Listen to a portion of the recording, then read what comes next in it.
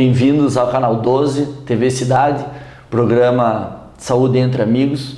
Hoje temos aqui conosco o Dr. Rodrigo Speck, que irá falar um pouquinho sobre LER, né, e vai explanar sobre isso, como que resolve essa situação, qual é o problema e o que afeta os pacientes. Queremos dar boas-vindas ao Dr. Rodrigo, seja muito bem-vindo aqui ao nosso espaço. Eu sou cria da cidade aqui mesmo, né, de Joaçaba. Eu saí há alguns anos atrás, com 16 anos, para começar a estudar fora e fiz a minha graduação em medicina e depois fui fazer a minha especialização em ortopedia e traumatologia em São Paulo. E na sequência fiz uma especialização ainda em cirurgia de quadril, que é a minha área de subespecialidade. E na sequência concluí o meu mestrado em Ciências Aplicadas ao Aparelho Locomotor na Faculdade de Medicina da Escola Paulista de Medicina. E daí retornei para Joaçaba. Eu fiquei mais um aninho indo para lá para concluir o mestrado. Eu fiz um ano lá e depois um ano indo e voltando. Daí trabalhei como professor aqui em Joaçaba, na Faculdade de Medicina, né, da UNOESC, aqui durante um período de cerca de uns 4 anos na disciplina de ortopedia e na disciplina de anatomia. Ajudou a montar um pouquinho a faculdade, sim, a estruturá-la, né? A estruturar a parte dos dois cursos e depois acabei, por motivos de sobrecarga de trabalho mesmo, me concentrar mais nas atividades aqui do consultório. Perfeito. E uma das coisas que eu vejo aqui mesmo dentro do consultório, né, o volume de pacientes grandes que tem na nossa região com esse tipo de doença, né? Então acaba gerando um ônus muito grande para o indivíduo, para a família da pessoa e também um ônus para a sociedade como um todo do ponto de vista financeiro. Então eu penso que é um assunto bem importante para ser tratado. Estatisticamente ele é bem elevado, porque tem essa corriqueiramente aqui no teu consultório para que você trate e desenvolva isso para que volte ao trabalho o mais rápido possível. Mas tem toda a nomenclatura, toda essa parte de tratamento que você vai conseguir nos abordar agora. Atualmente ainda, né, junto ao meio leigo, até dentro dos profissionais mesmo, o termo mais usado ainda é a LER, né? A LER, que seriam as lesões por esforço repetitivo. Mas isso é um termo que foi cunhado pelo Ministério da Saúde em 1992. Em 1998 foi modificado essa terminologia e eles passaram a chamar elas de DORT, né, que são distúrbios osteomusculares relacionados com o trabalho. E essa é a terminologia aqui do Brasil, mas cada país no mundo adota uma terminologia diferente dentro daquilo que eles entendem que seja mais adequado para clarear melhor a compreensão assim, com relação à doença e as causas dela, né? Então, dentro dessas nomenclaturas, por exemplo, nos Estados Unidos, né, eles chamam essas lesões de lesões cumulativas, lesões traumáticas cumulativas, né?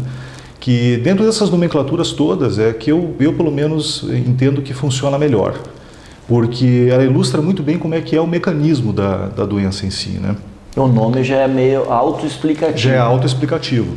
Então, quando a gente vê assim, por exemplo, né, LER, né, lesões por esforços repetitivos, né, ou a terminologia de DORT, doenças osteomusculares, distúrbios osteomusculares relacionados com o trabalho, eles deixam a coisa assim um tanto quanto vaga quanto a questão etiológica em si.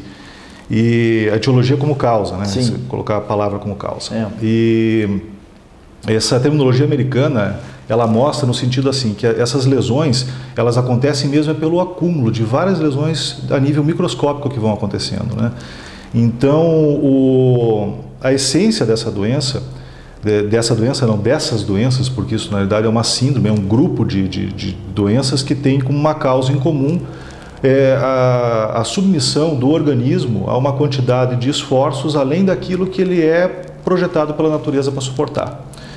Então, dentro disso, a gente sabe que as pessoas elas são diferentes entre si, né? Nós todos temos organismos parecidos, mas eles são diferentes quanto aos limites daquilo que eles podem suportar. Todos temos... O que para um aguenta até o 5, o outro aguenta até o 10. Até o 10. Isso.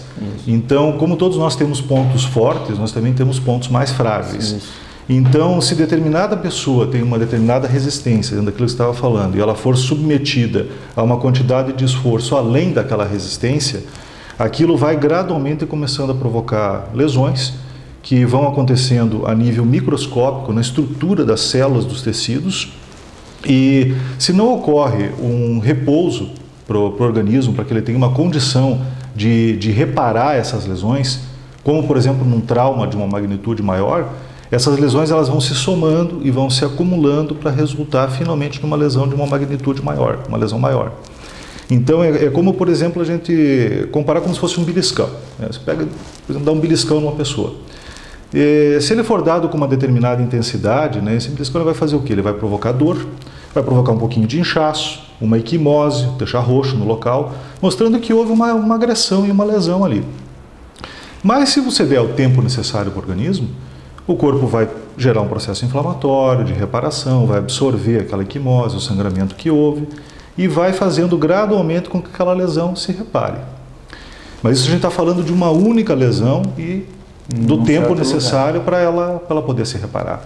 Agora vamos supor que ao invés de um único beliscão, sejam dados em cima da pessoa vários beliscões no mesmo lugar, repetidamente ao longo de um grande período de tempo. Não vai ocorrer o tempo necessário para que o organismo consiga reparar essas lesões. E gradualmente vai se gerando uma inflamação crônica e vai fazendo com que a alteração na estrutura dos tecidos ocorra em caráter definitivo, em caráter permanente. E que muitas vezes no começo o paciente reclama, mas você não consegue mensurar isso, mas mesmo assim a queixa dele já é válida, né? Você já vai tendo isso daí, mas muitas vezes você não consegue mensurar toda essa situação. Na realidade a maioria dos pacientes quando chega, eles não vêm com uma queixa assim de pouco tempo de doença, né? É difícil uma pessoa aparecer no consultório dizendo que está com uma dor no ombro, que está com uma dor no braço, a questão de 15 ou 20 dias. O início da doença normalmente é insidioso, como eu estava falando, Guilherme. Então ela começa assim com sintomas muito brandos, muito leves, né? E a pessoa no início ela acha que aquilo é só um problema muscular, uma coisa que foi relacionada ali com um pouquinho de esforço que ela fez a mais em um determinado momento. Ou um trauma que não lembra, ou alguma coisa que aconteceu. Exatamente. Ela chega em casa, vai lá, toma um banho quente, deita na cama e aquilo lá dá uma melhorada. Se automedica. Muitas vezes isso acaba acontecendo, né? Isso é uma coisa que infelizmente é bastante comum, né? E chega um determinado momento que o repouso, o banho quente já não é mais o suficiente para fazer a dor desaparecer. E aí começa a entrar em questão a medicação. Às vezes a automedicação, às vezes uma medicação prescrita por um médico mesmo, né? Que muitas vezes desavisado a respeito da doença, acaba tratando mesmo como se fosse só uma dor de origem muscular. E não compreende, né, que em medicina, como em odontologia, ou como em toda a ciência ligada à saúde, nós temos os tratamentos das causas e nós temos os tratamentos das consequências. Então, ficar dando para a pessoa medicamento anti-inflamatório, ou analgésico, ou relaxante muscular, e permitir que o agente agressor continue atuando, vai fazer na realidade com que se mascare a dor, que é um sinal de alerta, né? A dor está ali para avisar a gente que tem alguma coisa errada, é uma maneira do corpo se manifestar. Então, o agente agressor continua atuando e a pessoa muitas vezes ela já não percebe mais porque ela está sob a ação do medicamento. Então ela deixa de sentir a dor que é o alerta e continua se machucando, se machucando, se machucando repetidamente, agravando suas lesões sem nem perceber que isso está acontecendo. Até quanto tempo isso vai passando, como o doutor falou, isso vai, quando chega aqui, já está mais danificado, com maior problema e com maior dificuldade de tratamento, né? Aí, como você estava falando, o remédio já não vai mais sendo efetivo. As pessoas têm aquela ideia de que a partir do momento que elas se afastarem do trabalho e fizerem tratamento, elas vão ficar boas, vão voltar a ser quem elas eram antes. E muitas vezes isso já não acontece mais. E as lesões elas acabam então comprometendo, né, como eu falei, a qualidade de vida e a capacidade de trabalho das pessoas em caráter permanente.